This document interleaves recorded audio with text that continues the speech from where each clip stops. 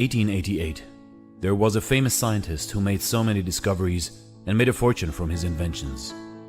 One day he was reading his local morning newspaper, and to his surprise, he found his name in the obituary column. The newspaper had reported the death of him by mistake, believing he had passed away, when in reality, his brother had passed away a day before. What he read in the newspaper horrified him. They titled him as the Merchant of Death.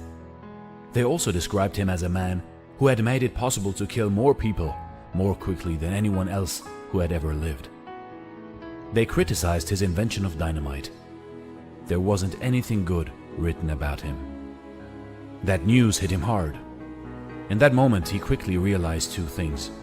One, that this was how people were going to remember him, and two, that this wasn't the way he wanted to be remembered. From that day on, he started working towards peace.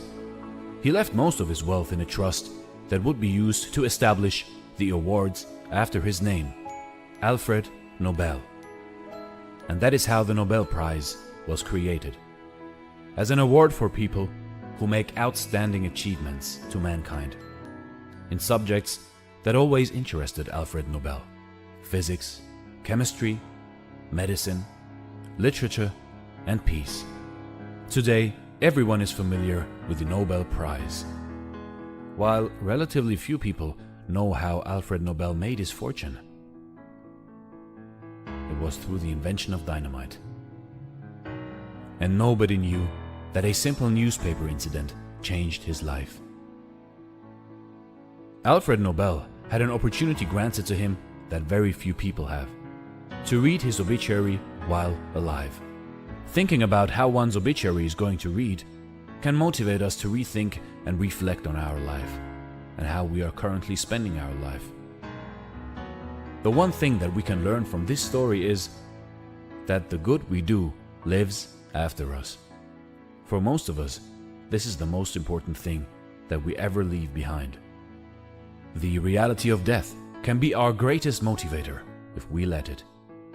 It can help us refocus on our visions and remember why we do what we do.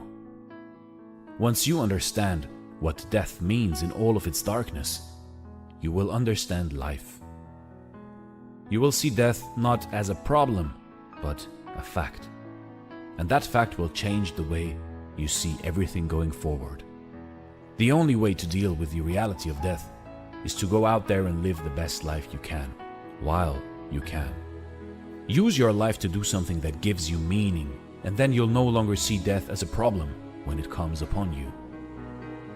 There is a famous saying: life is a book of 3 pages. The first page is birth, the last page is death, and the center page is empty. It is up to you how beautiful you make that page to read. Thanks for watching, and stay blessed.